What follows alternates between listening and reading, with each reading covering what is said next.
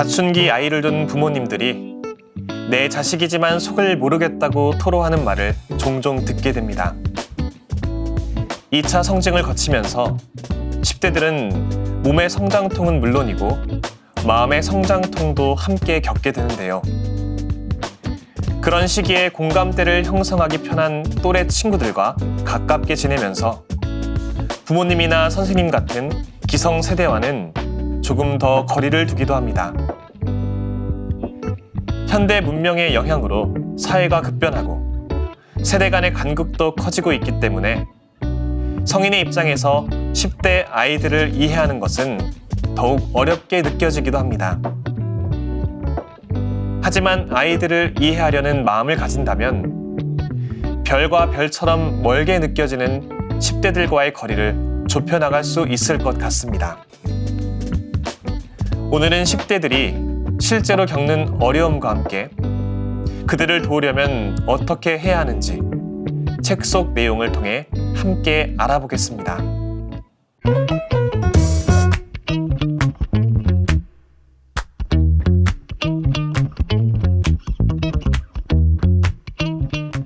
이 시간에 함께 읽을 책은 10대들을 도우려면입니다. 요즘 청소년들은 스트레스, 불안, 우울증 등 다양한 스트레스 요인에 노출되어 살아갑니다. 이 책은 그런 어려움을 겪고 있는 청소년들을 도우려는 어른들을 위한 안내서입니다. 저자는 가톨릭 신앙을 바탕으로 부모, 사목자, 청소년 지도자들이 힘든 시기를 겪는 청소년들을 올바르게 도울 수 있는 방법을 제시합니다. 아이들의 스트레스 요인과 도움을 줄 수 있는 방법을 상세하게 분류하여 서술하고 있어 돕고 싶은 마음은 굴뚝 같지만 막상 방법을 몰랐던 이들에게도 도움이 될 것 같습니다. 이 책을 쓴 로이 페터피스는 교황 창립 성 토마스 아퀴나스 대학에서 영성과 신학을 공부한 뒤 심리 상담사로서 25년 이상 본당, 교구, 학교에서 청소년 상담을 하고 있으며 청소년, 부부 상담에 관한 여러 권의 책을 집필하기도 했습니다. 영화 캐리비안의 해적 세상의 끝에서에서 바르보사 선장은 확실히 남들이 찾아낼 수 없는 장소를 찾으려면 일단 길을 잃어야 하지 라고 말한다. 오늘날 청소년들과 함께하는 일은 길을 잃은 것 같은 느낌이 들 때가 있다. 어떤 청소년을 걱정하는 상황에 처하면 어른들은 종종 무슨 말을 해야 할지, 어떻게 도와야 할지, 또는 무슨 일을 해야 하는지 몰라 난감해하곤 한다. 최근에 어떤 분이 나에게 말한 것처럼 내가 상황을 이해하지 못한다고 그 아이가 생각할까봐 아무 말이나 하고 싶지는 않고 그렇다고 아무 말도 하지 않으면 무관심하다고 여길까봐 걱정스러운 상황인 것이다. 청소년들에게 삶의 방향을 알려주기 위해 그들의 정서적 생활 속 깊숙이 들어가 보겠다는 시도는 방향 감각을 잃은 것 같은 느낌이 들게 할 수 있다. 사춘기에는 흔히 정서적 기복이 심한 데다 오늘날 청소년들이 마주하는 새로운 스트레스 요인들은 그들에게 걱정, 스트레스와 두려움이 요동치고 증폭되는 정서적 거울의 집 속에 있다는 기분이 들게 한다. 정서적으로 오르락 내리락하고 방향이 자주 바뀌는 청소년을 어떻게 도와야 하는지는 노련한 부모, 교육자, 사목자, 청소년 상담을 전문적으로 하는 어른들에게조차 벅찬 일이다. 그런데 바로 이것이 흥미로운 지점이다. 걱정과 두려움이 많은 어른들이 걱정과 두려움이 많은 청소년들을 돕는 일을 떠맡는다는 점이다. 언뜻 보기에 이것은 말도 안 되는 불가능한 일처럼 보일 것이다. 그러나 우리 자신의 두려움과 걱정을 더 많이 인식하면 할수록 청소년들과 관계 맺기를 더 잘하게 될 것이다. 우리가 지닌 걱정이나 두려움의 본질은 다를지 모르지만 우리가 공통으로 경험하는 지점에서 청소년들을 만날 수 있고 그 지점에서 결국 그들을 도울 수 있는 잠재력이 강화될 것이기 때문이다.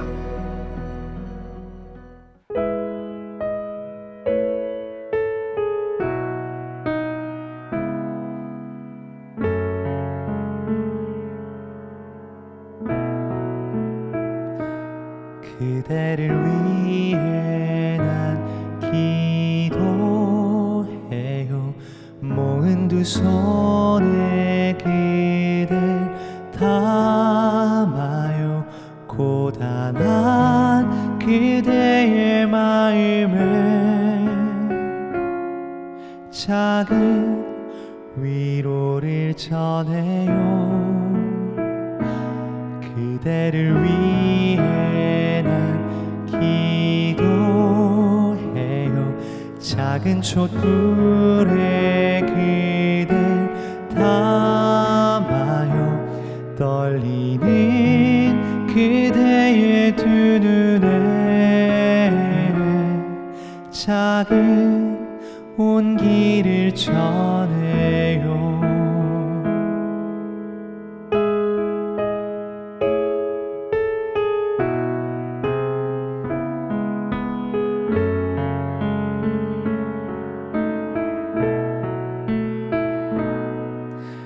헤아릴 수 없는 삶의 무게에 때로 눈물도 나겠지만 그대에게 드리는 나의 마음이 작은 힘이 되기를. 그대의 험난한 삶의 길에 내 작은 기도를 드려요. 내 마음 전부를 담은 간절함을 드려요. 그대의 고단한 삶의 길에 내 작은 기도를 드려요. 보잘것없는 이 맘을 모두 그대에게 드려요.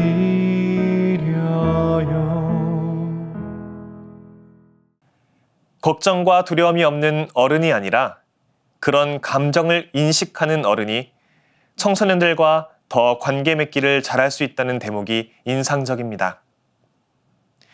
어쩌면 청소년들에게는 존경할 만한 어른보다는 눈높이를 맞춰주고 함께 속도를 맞춰 걷는 친구 같은 어른이 필요할지 모른다는 생각이 듭니다.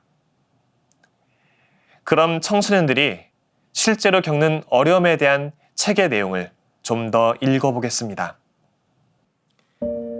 청소년 관련 통계들을 보고 있으면 가슴이 철렁 내려앉고 정말 두렵기까지 하다. 그 통계 수치들은 특히 청소년들을 보살피고 함께 살고 함께 활동하려는 우리를 고통스럽게 한다.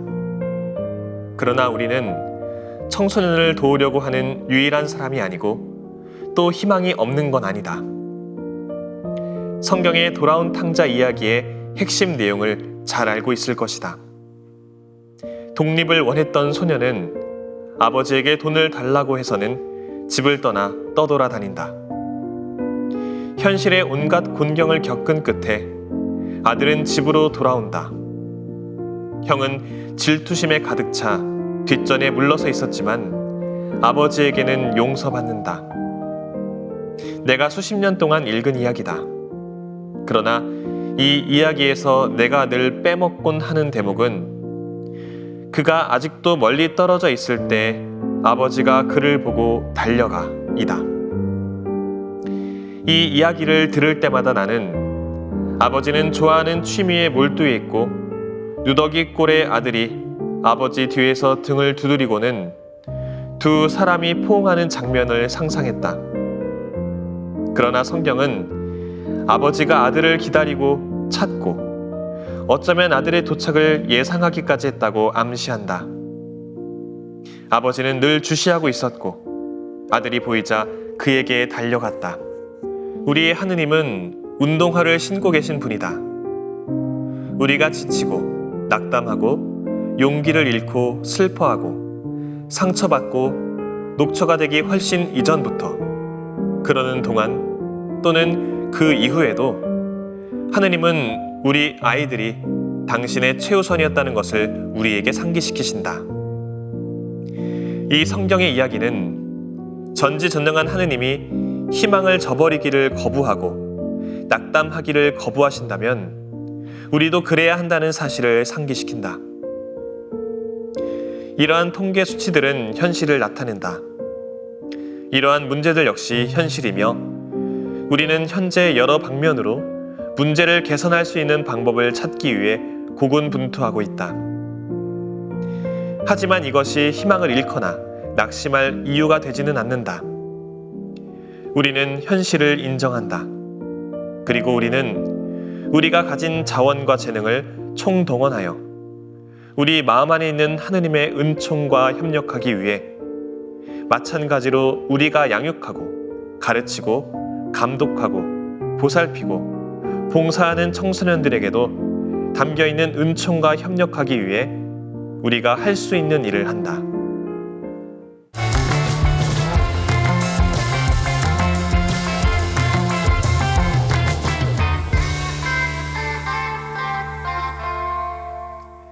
(10대들을) 도우려면의 저자는 정서적으로 자주 오르락내리락하고 그 방향이 시도 때도 없이 바뀌는 청소년들을 돕는 일은 생각보다 어려운 일임을 알립니다.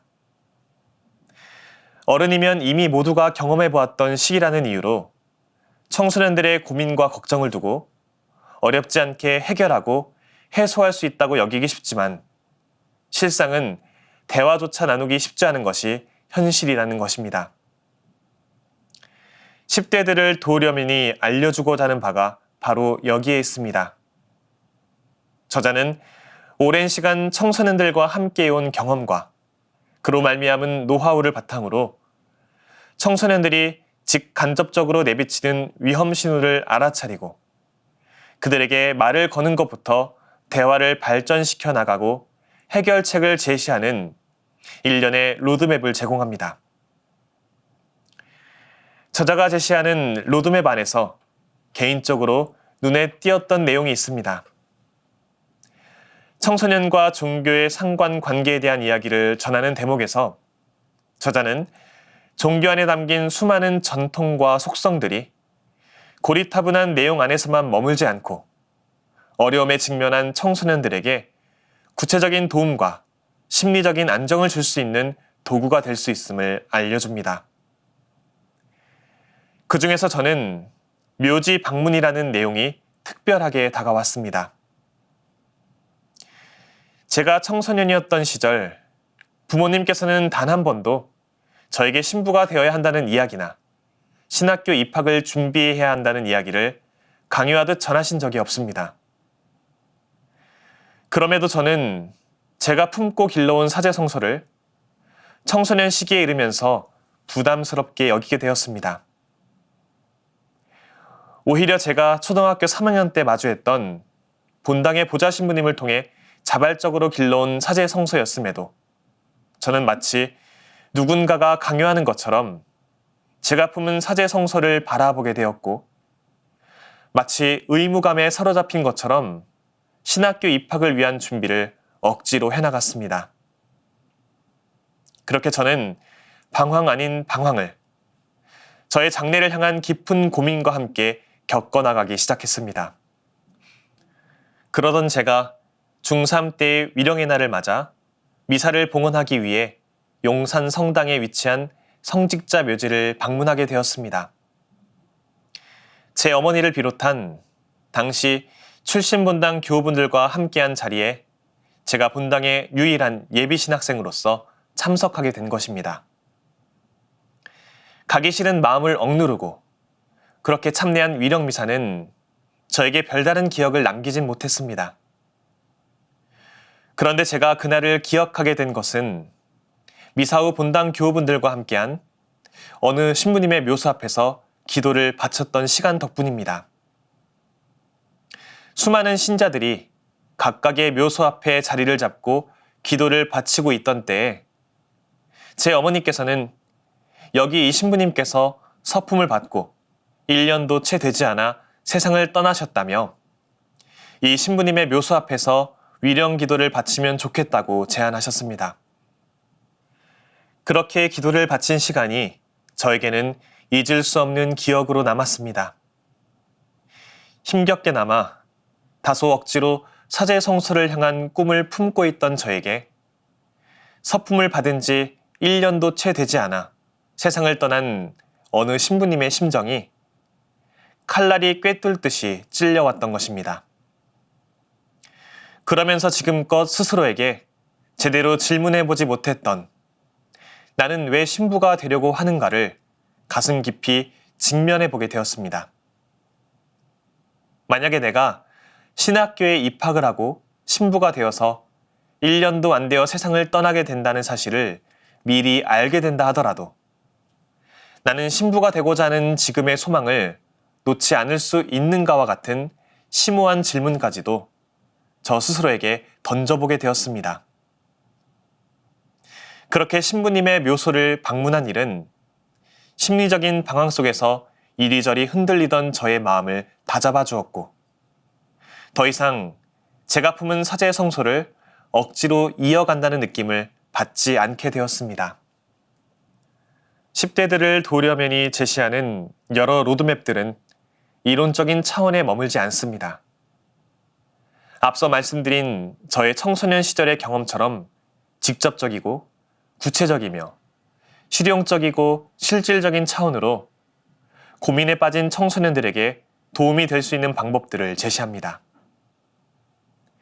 10대들을 도우려면을 통해서 마치 먼 길을 돌아가는 수고로움을 감내하듯 청소년들의 목소리에 귀를 기울이고 그들이 보이는 몸집 하나하나를 하느님께서 우리를 바라보시는 그 따스한 시선으로 마주할 수 있으면 좋겠습니다. 청소년들의 방황을 두고 이를 단박에 고치려 들거나 일관적인 시각으로 모든 청소년들을 마주하는 우를 범하지 말아야겠습니다. 안타깝게도 많은 청소년이 여러 가지 이유로 하느님을 나르시시스트로 여긴다.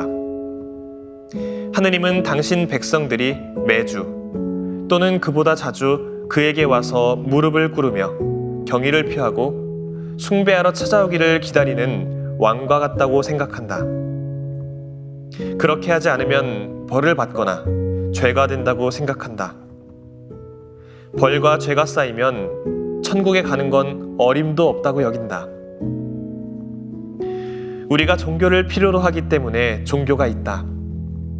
우리가 교회에 가거나 기도하는 것이 하느님께는 필요하지 않다.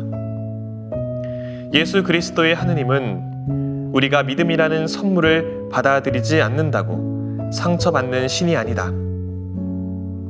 그렇다고 우리에게 화를 내지도 악의를 품고 우리에게 영원한 저주를 내리지도 않으신다. 가톨릭 신자 대다수가 이런 식으로 생각한다는 게 어이없지 않은가? 많은 가톨릭 신자나 다른 그리스도인들이 내가 X를 해야 하느님이 나에게 Y를 해주실 거야 라는 거래 방식으로 하느님과 관계 맺는 경향이 있다. 이런 사고는 복음이 전하는 하느님이라기보다는 훨씬 더 자기중심적인 하느님 이해이며 솔직히 말해서 덜 세련되고 미성숙한 개념일 뿐이다. 우리는 하느님의 섭리를 통제하거나 조작할 수 없다. 오히려 우리는 하느님의 섭리를 이해하고 그것에 우리의 마음과 정신을 개방하고 마침내 흔쾌히 섭리를 받아들이는 방법을 배워야 한다. 나는 종교적 믿음이 효과가 있는 것이기보다 무시되는 것을 너무 자주 보았다. 나의 삶과 나와 상담하는 청소년들의 삶을 통해 나는 신앙이 치료 과정에서 그리고 하나의 대처 방안으로서 필수적인 역할을 한다는 사실을 직접 경험했다. 청소년을 돌보는 어른 가톨릭 신자로서 우리는 신앙을 증거함으로써 청소년들에게 봉사할 수 있다. 더 나은 정신적, 정서적, 영적 건강을 향한 여정에서 우리의 종교적 행위 중 어떤 것이 도움이 되는지 발견하도록 조심스럽게 도와주는 것 또한 어른으로서 해야 할 일일 것이다. 때론 청소년들을 도와야겠다는 결심이 그들을 돕는 행위만큼이나 대단하게 느껴집니다. 그런 마음은 애정이 있어야 가능하기 때문인데요. 참 신기하게도 아이들은 그런 어른들의 애정어린 마음을 금세 알아보고 그 마음을 기꺼이 자신들의 세계로 초대합니다. 아직은 미완이고 서툴지만 그래서 더 많은 가능성을 지닌 아이들을 위해 어른들이 먼저 손을 내밀면 좋겠습니다. 그렇게 우리 사회에 더 많은 어른들이 10대들을 도울 마음을 먹는다면 세상에는 행복한 아이들이 더 많아지고 먼 훗날에는 행복한 어른들도 많아질 것 같습니다. 저는 다음 시간에 새로운 책으로 돌아오겠습니다. 평범한 일상 속에서 지혜를 발견하는 시간, 책. 지금까지 함께 해주신 여러분 감사합니다.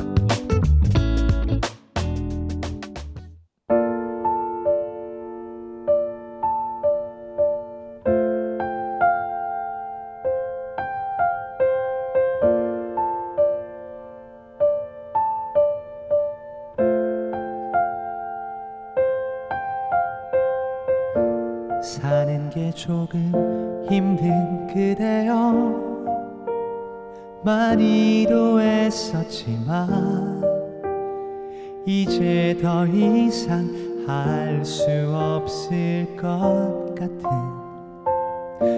세상에 상처받은 그대여 그래도 다시 한번 우리 또다시 용기를 낼 수 있을까?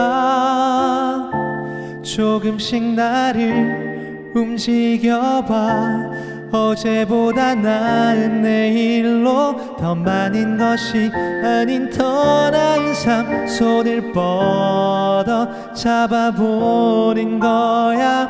바람 부는 언덕에 무거운 십자가를 메고 너와 나 그리고 우리 함께 하고 계신 주님 한 걸음 또 한 걸음 멀고 험한 이 길이지만 천천히 나갈 거야. 그분이 주신 사랑의 의미 찾아